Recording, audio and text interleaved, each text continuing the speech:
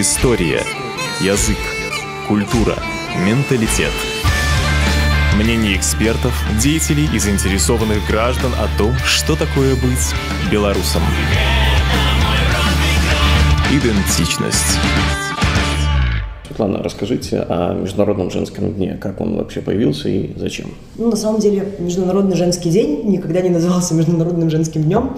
И началось все с 19 века, в США и из России. В США и в России в то время проводилось очень много забастовок, потому что было множество проблем. И можно говорить, что начался своеобразный сдвиг в плане равноправия, недискриминации. То есть появились сдвиги в области расового угнетения, сословного строения общества. Можно сказать о том, что на тот момент была очень низкая заработная плата, отсутствие надлежащих условий, отсутствие права голоса у женщин, невозможность занимать руководящие должности. Ну и, конечно, все это привело к тому, что в какой-то момент женщины начали бороться за свои права. И в начале 19 века в США проводилось очень большое количество забастовок по этому поводу. И в 1910 году социалистки и феминистки провели женский день по всей стране на тот момент. То есть они назвали это женским днем, но это пока что было такое предтеча 8 марта на самом деле. А позднее в этом же году представительницы США поехали в Копенгаген на международную конференцию, где они встретились с Кларой Цеткин. И для Клары Цеткин это как раз-таки было такое начало движения, она влилась в эту повестку социалисток и феминисток из США.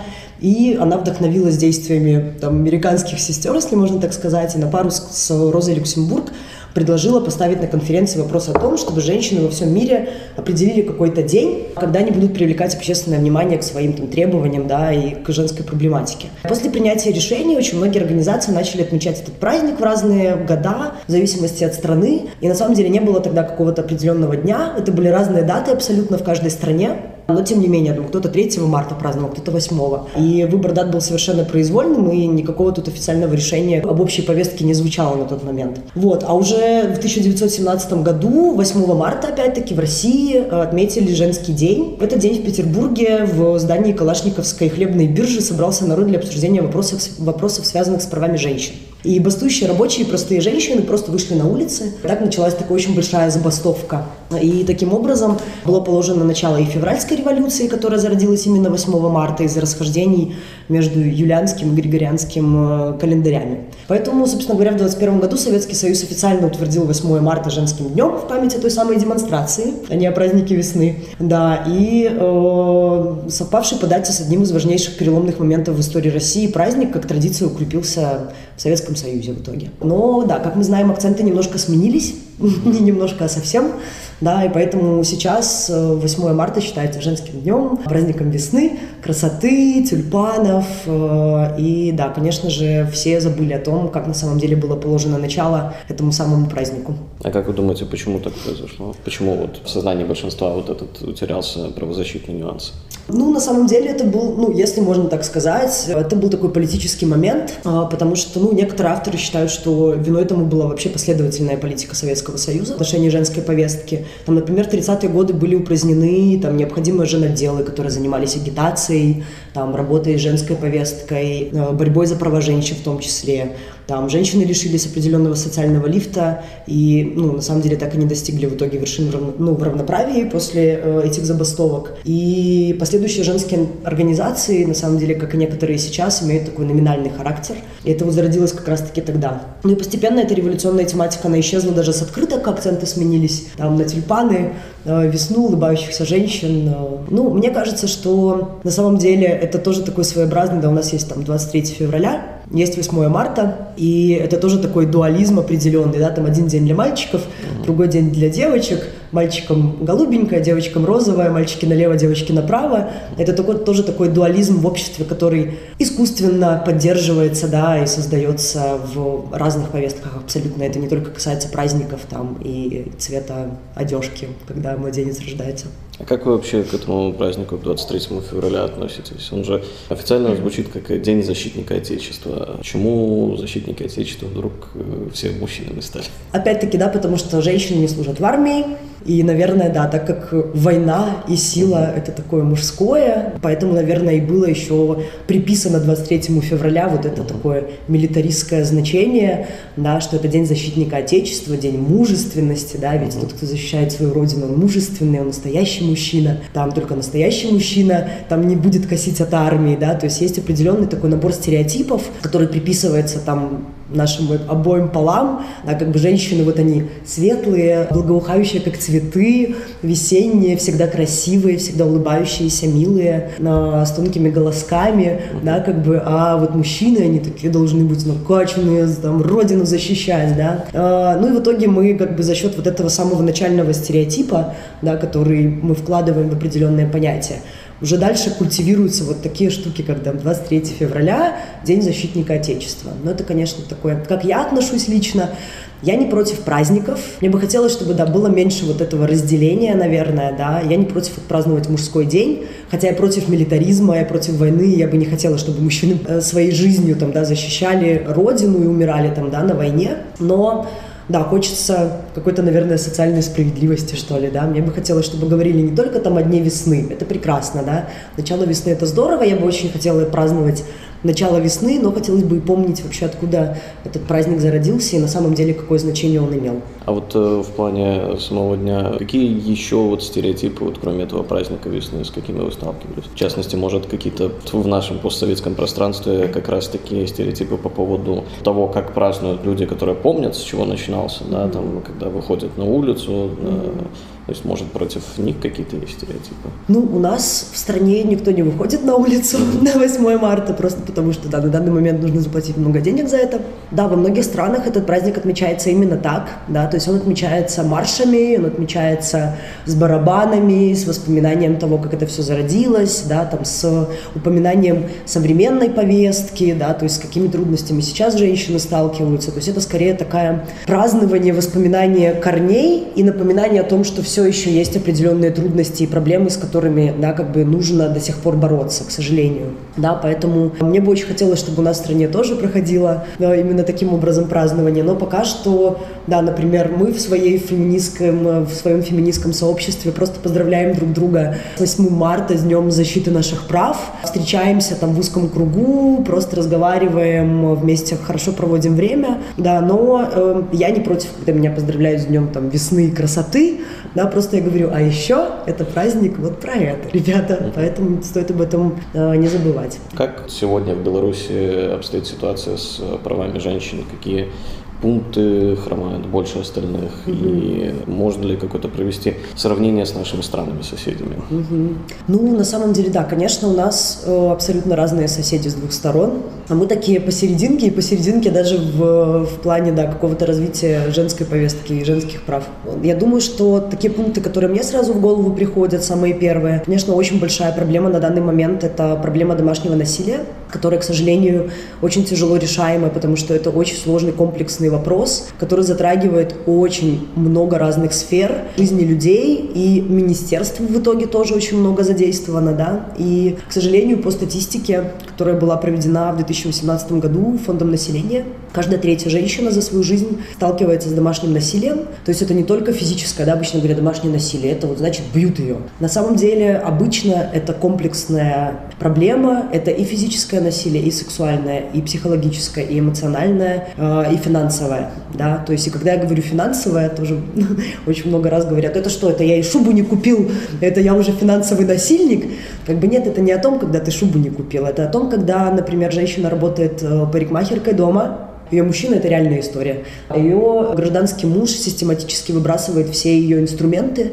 таким образом лишая ее возможности зарабатывать деньги. И это называется финансовым насилием, да, когда у человека лишают возможность самостоятельно зарабатывать себе на труд. Поэтому домашнее насилие сейчас — это такая очень большая проблема, и, к сожалению, нет пока никакого комплексного закона, который решал бы проблему. Да. Есть отдельные статьи в разных абсолютно законах, но, к сожалению, это нужно все собрать воедино, потому что слишком разрознено сейчас все меры, да, профилактические и меры уже по итогу того, что произошло, да, потому что нужно собрать картинку воедино, чтобы понять, что привело, почему, как можно было этого избежать, как более комплексно помочь женщине. Если у нее дети, добавляются еще дополнительные проблемы. Поэтому мы не работаем там с агрессорами, например, да, мы никак не помогаем мужчинам, которые не могут по-другому, либо не умеют решать какие-то домашние трудности, либо свои собственные. Поэтому, да, на данный момент это очень большая проблема, и, конечно, Законодательства очень не хватает. И вторая, наверное, такая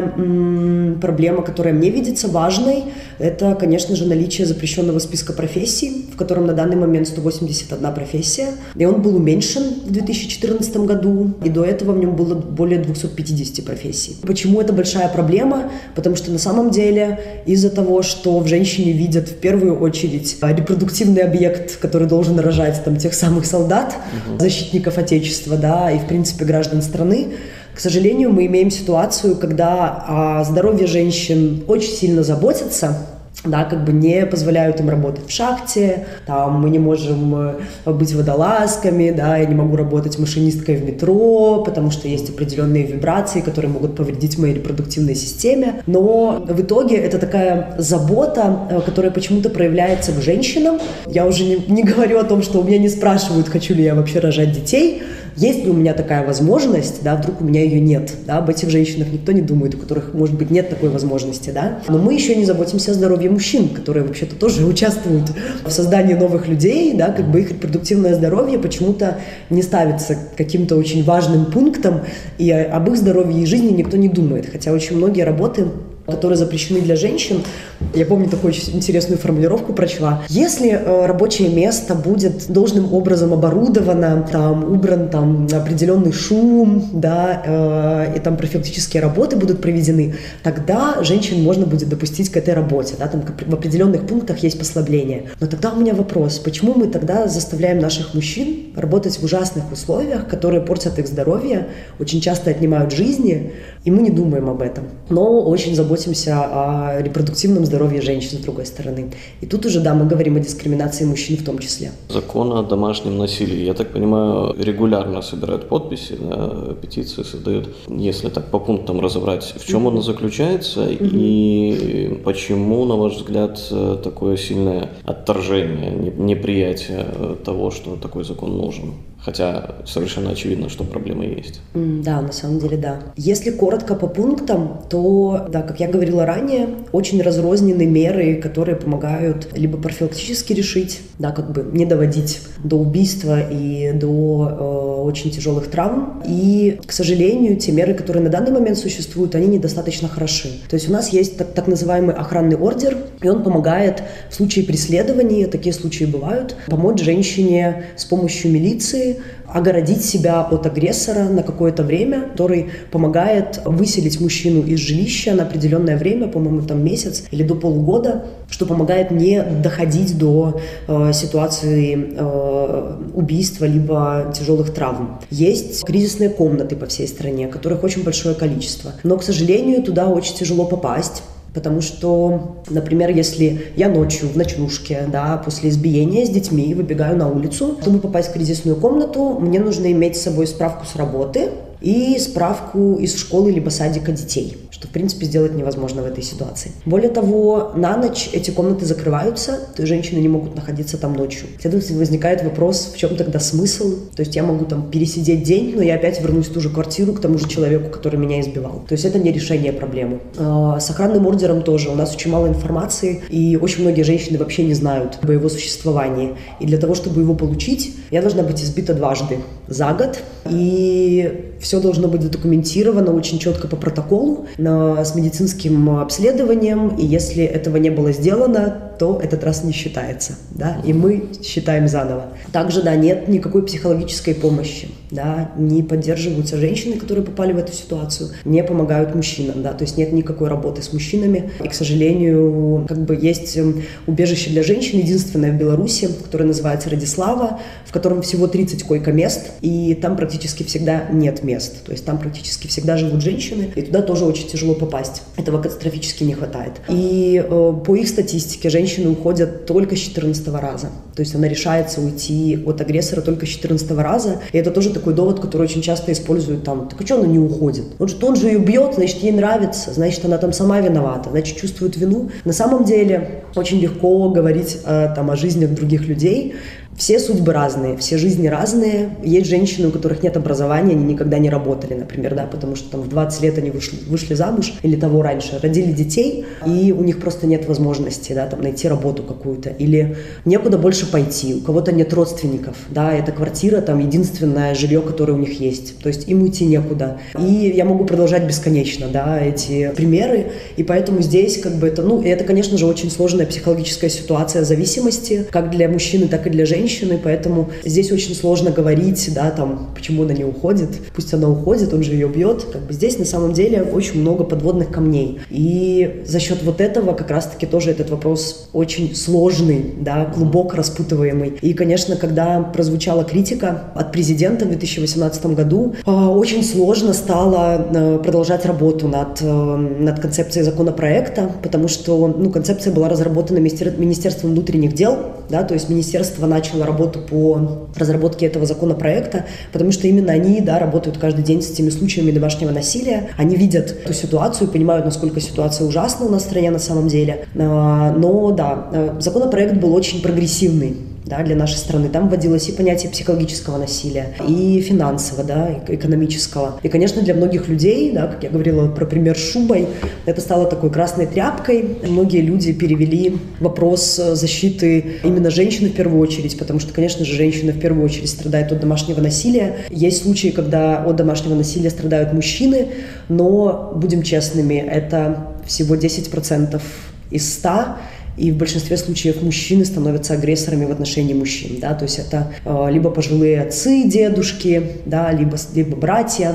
Поэтому в большинстве случаев это такой женский вопрос, да, у этой проблемы женское лицо. И, конечно же, нужно работать со всеми группами населения. И тот законопроект, который был создан, очень много вызвал критики со стороны религиозных и pro-life организаций, потому что они увидели в этом, как мне кажется, да, я могу говорить только со слов самих этих людей, того, что я читала, им кажется, что этот закон стал бы такой ключиком, чтобы государство в любой момент могло прийти в дом, забрать детей, да, у нас есть социально опасное положение, выпустили такой декрет в нашей стране. Это, конечно, тоже стало таким проблемным моментом, потому что женщины, опять-таки, боятся обращаться в милицию, если у них есть ситуация домашнего насилия, потому что автоматически эту семью поставят на социально опасное положение, детей могут отобрать, женщины этого очень боятся, и поэтому, да, это, конечно, усложняет ситуацию. Вот поэтому на данный момент этот законопроект заморожен, работа по нему не ведется, но Министерство внутренних дел не останавливает работу, и мы надеемся, что в скором времени, вот в следующем году у нас будет возможность все-таки внести снова на обсуждение этот законопроект, и, может быть, за счет всей этой работы, которая была проделана сейчас, мы что-нибудь изменим, что-нибудь получится все-таки изменить в этой ситуации. Конечно, в этой ситуации, когда, говоришь, не уходит, значит, не нравится, вообще не, то есть бить в некоторых случаях можно, подразумевается. Да, на самом деле, к сожалению, некоторые люди так и думают. По поводу этих двух пунктов закона о домашнем насилии и запрещенной профессии, как вы думаете вообще, в будущем этот закон примут ли и ограничения по профессиям снимут ли, и насколько обозримо это будущее и с чем бы это было связано? Конечно же, я очень надеюсь, что в очень скором времени ситуация поменяется, и да, и закон будет принят, потому что, конечно, мне очень страшно жить в стране, где люди говорят, что бить детей, бить жен там за то, что она сварила невкусный борщ, это нормально. И, конечно же, да, мне хотелось бы, чтобы список профессий также был редуцирован, потому что это, конечно же, даст, опять-таки, да, мы теряем рабочую силу. Наша страна теряет рабочую силу. Женщины могут работать, но почему-то, к сожалению, им не дают этого делать. Я думаю, что очень большая работа должна быть проделана для того, чтобы переменить корни того, почему появилась проблема домашнего насилия в принципе и почему появился список запрещенных профессий. На самом деле это очень глубокие корни дискриминации и вот этого разделения, да, и видения определенной роли мужчин и женщины в обществе. И когда звучала критика в сторону законопроекта, очень много говорили про традиционную семью, о том, что мы разрушим там священные узы славянской семьи, влезем в нее, да, там испортим. Но что же это за семья такая, и что же за традиции тогда, хочу я спросить, если мы говорим о том, что бить людей у себя дома, в месте, где нам должно быть хорошо, комфортно, где нас должны любить, куда нам не должно быть страшно приходить. тогда у меня вопросы к этой традиционной славянской семье. И мне бы хотелось, чтобы семьей называлось другое место, да, и чтобы не оправдывали насилие такими хорошими, по моему взгляду, словами. К сожалению, мне кажется, что должна быть проведена очень большая работа как раз-таки вот с этим стереотипным восприятием, да, что там место женщины на кухне, она должна рожать детей, а вот мужчина, он должен там работать в шахте. И, к сожалению, я могу сказать, что я не думаю, что очень скоро будет отменен список этих профессий. И, конечно же, я очень надеюсь, что в следующем году у нас получится опять вынести законопроект на обсуждение, но очень много есть противоположных мнений в обществе, и ведется очень большая, к сожалению, агитационная работа, да, где подменяются понятия, где говорится о том, что этот закон, это там, не знаю, врата, которые откроют двери Запада и нахлынут ЛГБТК-люди в нашу страну, и да, и все женщины сразу станут мужеподобными и пойдут работать в шахты, и, к сожалению, очень коверкается сама суть того, для чего этот законопроект был разработан. Разработан он был для того, чтобы защитить людей и не доводить до ситуации, когда люди умирают. На самом деле в 2018 году за первое полугодие от домашнего насилия по статистике, которая, к сожалению, не полна, потому что, да, у нас опять-таки только 2/3 женщин обращается за помощью в ситуации домашнего насилия. В 2018 году за первое полугодие от домашнего насилия погибло 48 человек. В 2019 году по статистике уже 55. То есть ситуация ухудшается, и на самом деле я очень надеюсь, что все-таки, да, несмотря на то, что есть такое очень сильное традиционное лобби, люди все-таки поймут, что в первую очередь важно защитить жизни и здоровье людей, и не только женщин, но и детей, которые, конечно же, тоже страдают от насилия. И помочь мужчинам, которые не умеют, либо не могут по-другому решать свои трудности, выйти из этого круга замкнутого и как-то начать по-другому жить и, возможно, избавиться, да, от этой пагубной привычки, если можно так сказать. Раз уж наш разговор посвящен, все-таки тогда Международному женскому дню, я бы хотел затронуть давно интересующую меня тему феминитивов. Просто когда я в первый раз, скажем так, столкнулся с этим, я не совсем мог понять смысл того, чтобы употреблять феминитивы, ведь если добавляются какие-то суффиксы, да, подразумевается, что как будто женщина не может заниматься этой профессией в той же мере, как и мужчина, потому что нужно добавлять что-то к слову. Но так ли это? И да, вообще. Это интересное мнение. Я впервые слышу такое. На самом деле, феминитивы, да, это парные к мужским названиям профессии либо социального положения названиям. Появились они как раз-таки потому, что, как мы все знаем, очень долгое время женщинам не позволяли учиться, следовательно, они были задействованы в каком-то узком профессиональном, да, кругу обязанностей. И, например, там не было профессоров женщин, да, не было докторов женщин. За то время, как женщин не было в этих профессиях, собственно, как бы и слова не было, да. Нет явления, нет слова. Ты не можешь быть тем, кого ты не видишь, да. И в итоге сейчас, да, появилось такое сильное движение женщин и мужчин, которые используют феминитивы. И феминитивы образуются, да, как вы правильно сказали, с помощью использования суффиксов. И могу привести пример, да, там это автор, авторка, есть разные суффиксы, можно использовать суффикс «ин», можно использовать суффикс «ка», «иня», да, то есть, например, там психолог, психологиня, «эсса», да, то есть есть разные суффиксы, с помощью которых можно образовать профессии. Но, конечно же, феминитивы, они говорят о том, что женский профессионализм и роль женщин в обществе не видна. То есть феминитивы созданы для того, чтобы сделать женщин видимыми в профессиональной сфере. То есть это не говорит о том, что женщина хуже делает, чем там доктор-женщина, докторка-женщина там делает свою работу хуже, чем доктор-мужчина. Нет, это не так. Это просто, чтобы нам не пришлось говорить там доктор Иванова, да, или пожалуйста, доктор Иванова, подойдите там к нам на рецепцию, да. Нам не нужно добавлять какие-то определенные слова, чтобы понять, да, как бы смысл того, что мы слышим. И, конечно же, использовались слова такие, как генеральша, например, раньше, но они означали не женщину генерала, а жену генерала. Как бы, и поэтому есть еще такой определенный, уничижительный контекст суффикса «ша», да, то есть, не знаю, там... Директорша. Кассирша. Да, кассирша. То есть у нас сразу какой-то такой, директорша, наверное, это злая тетка была, да, и как бы, и поэтому, да, есть такая определенная критика этого суффикса, но очень многие женщины также не хотят использовать феминитивы, например, потому что им кажется, что феминитив уничижает, да, то есть там, как говорила когда-то Цветаева, там, я не хочу быть поэтессой, потому что я поэт, да, то есть поэт для нее звучало сильнее, качественнее, чем поэтесса. Хотя на самом деле, конечно же, это не имеет никакого отношения там, к качеству проделанной работы, это просто про видимость женщин как таковых. Но да, сейчас есть очень много критики феминитивов, и очень многим людям кажется, что там, какая я авторка, нет, я автор, да, там автор, это звучит намного более там гордо, чем авторка, но на самом деле это не про качество, это про видимость, да, и как бы никто не заставляет использовать феминитивы, то есть это на самом деле, конечно же, выбор каждой женщины, и я только могу сказать от себя, что любое новое слово, которое мы используем, да, оно нам кажется странным вначале, ну, всегда.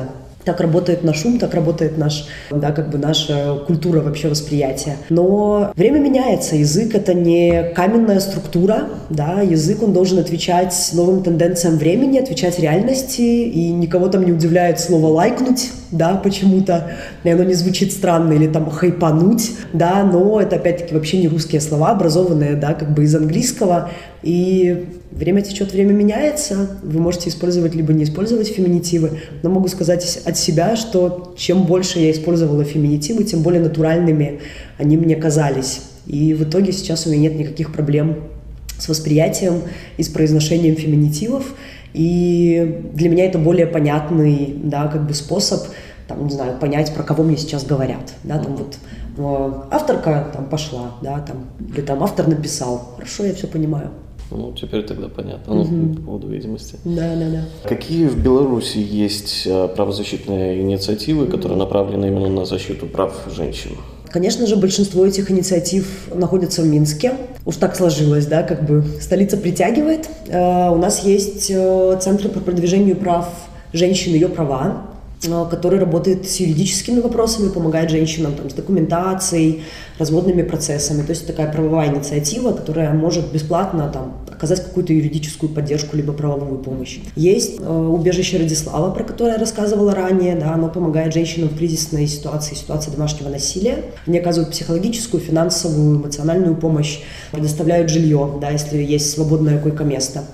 Есть инициатива организации «Гендерные перспективы», которая тоже работает на лоббирование женской проблематики. Они работают с разными проблемами, такими как стеклянный потолок, когда женщина не может достичь какого-то определенного развития в своей карьерной лестнице, с дискриминацией на рабочем месте, когда там из-за того, что я молода и еще могу родить детей, мне задают вопрос, там, собираюсь ли я выйти замуж, например, в скором времени, либо там не уйду ли я в декрет через 2 месяца, да, хотя это никак не влияет на мою профессиональную деятельность. И не факт, что это случится. Есть организация «Гендерный маршрут», которая также работает с разными тематиками. Они написали очень много книг на женскую тему по истории феминизма в Беларуси, по развитию женского движения. Есть очень много разных инициатив, потому что появились такое новое понятие, появилось недавно в гражданском обществе — ситуативный активизм. Когда активизм зарождается под какую-то определенную проблему, да, то есть там не приняли закон о домашнем насилии, да, там заморозили, появилась инициатива «Маршируй, детка». И как бы на этой волне, да, работает инициативная группа. Там есть инициатива «Тендер на гендер», которая проводит разные лекции там, на тему гендерной идентичности, женской повестки, прав женщин, феминизма, чего угодно. Там «Больше тела», которые работают с вопросами бодипозитива. То есть на самом деле у нас очень большое разнообразие разных абсолютно инициатив. И в регионах тоже, конечно же, есть представленность разных организаций. Есть клуб деловых женщин, очень большая региональная организация в Брестской области. Там это Брест, Пинск и Кобрин. Есть в Гомеле инициативы, которые тоже проводят лекции, женские кружки всякие разные. То есть на самом деле у нас не так много таких прям сильных, да, организаций. Вот я, наверное, сколько вспомнила, организаций 5, да, в Минске, 1 в регионе. Но, да, это очень большая работа, конечно, которая проделывается, и рук всегда не хватает, поэтому, да, не всегда ищут волонтерок, ищут всегда профессионалок своего дела, поэтому я думаю, что есть куда расти. Расскажите немного об инициативной группе «Маршируй, детка». Ну, инициатива «Маршируй, детка» появилась, я прям точно помню дату, 5 октября 2018 года. Появилась она после того, как, к сожалению, президентом страны была раскритикована концепция законопроекта. Да, она была названа западной, было сказано, что у нас нет таких проблем, и что мы будем защищать славянские традиционные семьи. Не волнуйтесь, все будет хорошо. И да, на самом деле, я на тот момент была знакома уже с проблематикой домашнего насилия, никогда не работала с этой темой, но была знакома с женщинами, которые пережили домашнее насилие. У меня много подруг в Владиславе, то есть я была знакома с этой проблематикой. И когда я узнала, что Министерство внутренних дел начало разработку такого законопроекта, я просто ждала, когда закон появится. То есть для меня было абсолютно понятно, зачем он нужен, почему нужен. Я видела статистику, да, что каждая третья женщина страдает в Беларуси от домашнего насилия, и нет никаких, к сожалению, там, комплексных мер, чтобы предотвратить это. И для меня это было шоком, да, когда я услышала, что это западная ерунда, да, и что этот закон не нужен в нашей стране, у нас нет такой проблемы. Я, конечно же, была в шоке. И, наверное, на этой волне какой-то такой злости на ситуацию мы списались с моей тогда еще просто знакомой Мариной Корж, и не придумывали велосипед. Это было поздно ночью, с 5 на 6. И я просто создала закрытую группу в Фейсбуке. Сказала, я не знаю, что делать, надо что-нибудь сделать. Я просто создала закрытую группу в Фейсбуке, назвала ее «Маршируй, детка». И к утру в этой группе было уже 1500 человек. И к следующему вечеру уже 2000 человек. И мы с Мариной поняли, что нужно что-то делать. И в итоге мы экстренно 9 числа собрали такую офлайн встречу, куда пригласили всех людей, которые тоже считают, что как бы эта проблема существует и что решение по заморозке законопроекта было неправильным. И очень долго все вместе обсуждали возможные варианты и составили огромный список.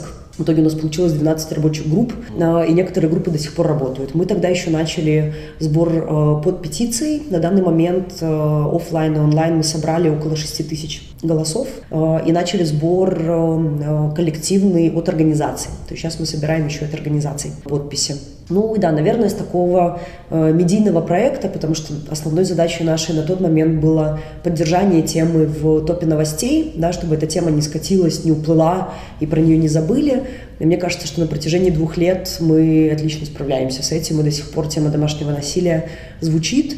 Мы проводим различные акции, перформансы, провели флешмоб «1 миллиард по усталых», который проводится по всему миру. Да, это танец против насилия, определенный танец, который танцуют женщины по всему миру. И провели его в этом году впервые.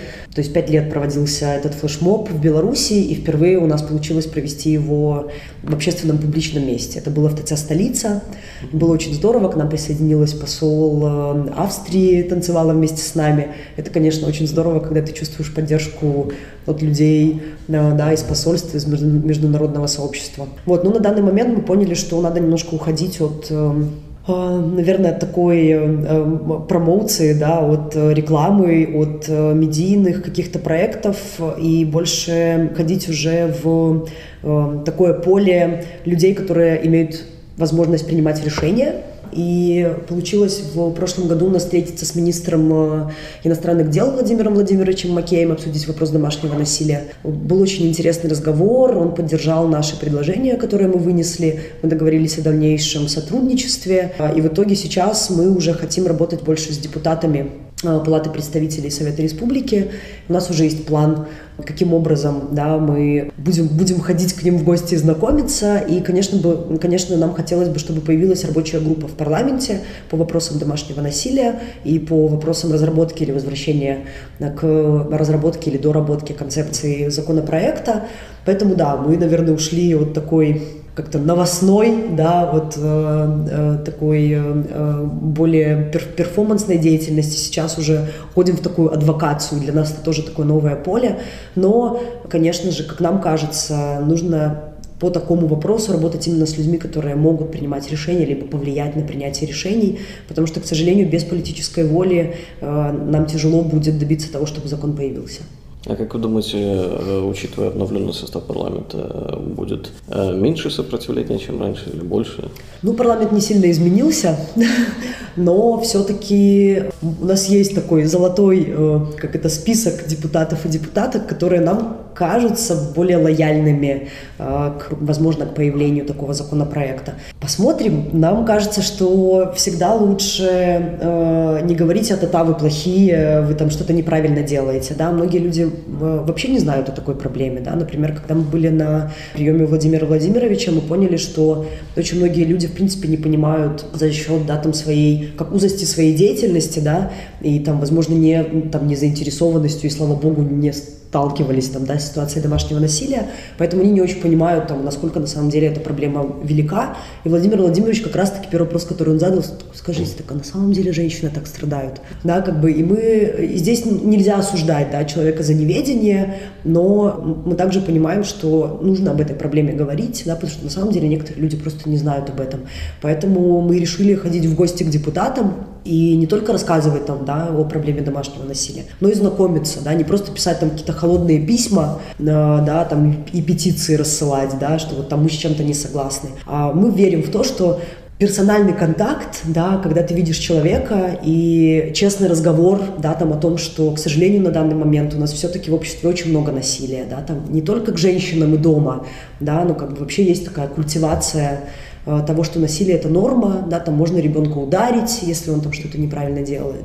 Не знаю, и в армии, да, мы тоже знаем, что существует много насилия, да, поэтому, к сожалению, на данный момент в нашем обществе очень много этих проблем на разных уровнях, поэтому мы хотели бы честно говорить о том, что мы хотели бы это изменить, и, возможно, мы услышим, что люди тоже согласны с нами и готовы что-то для этого делать. На ваш взгляд, белорусская культура патриархальная, в принципе? Если да, то может ли она меняться? А если меняется, то в какую сторону? И не становится ли белорусская культура от этого менее белорусской? На самом деле, когда мы говорим о культуре, нужно помнить, что культура, как и язык, да, она должна культивироваться. А на данный момент, к сожалению, я могу сказать, что белорусская культура патриархальна.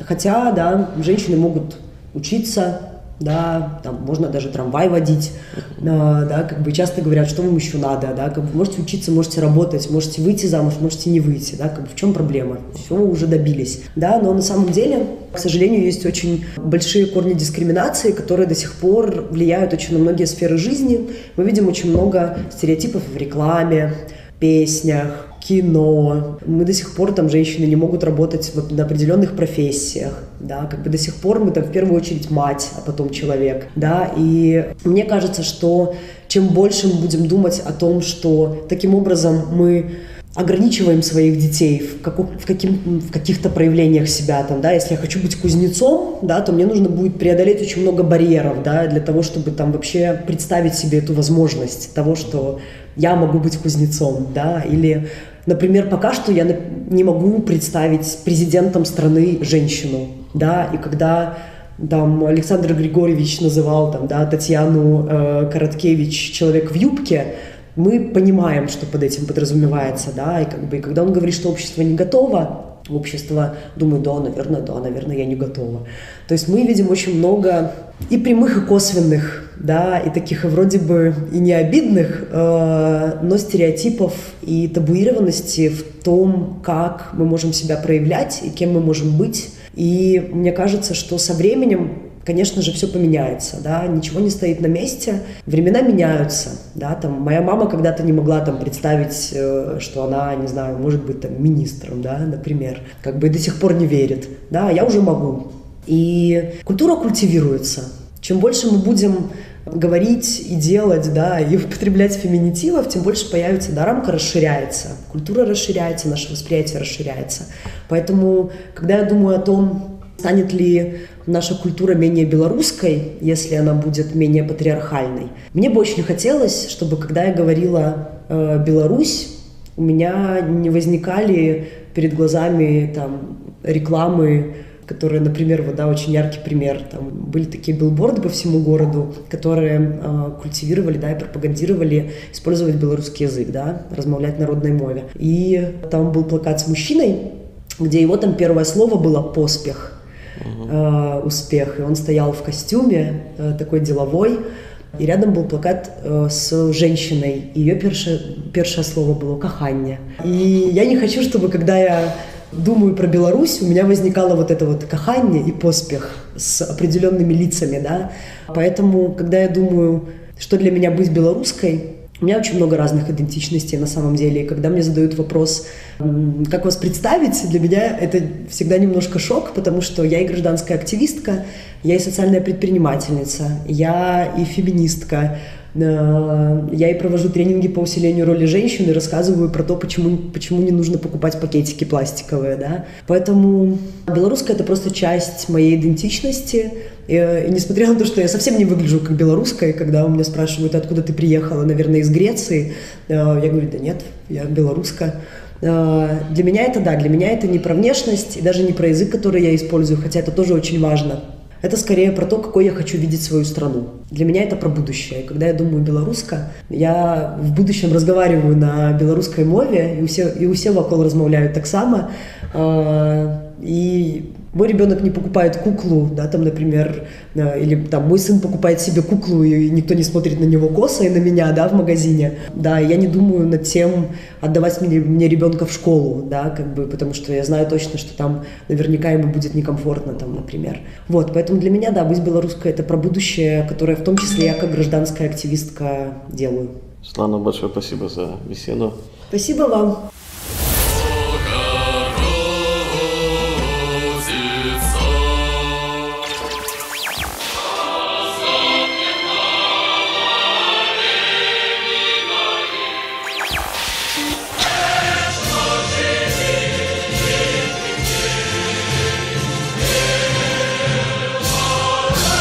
Идентичность.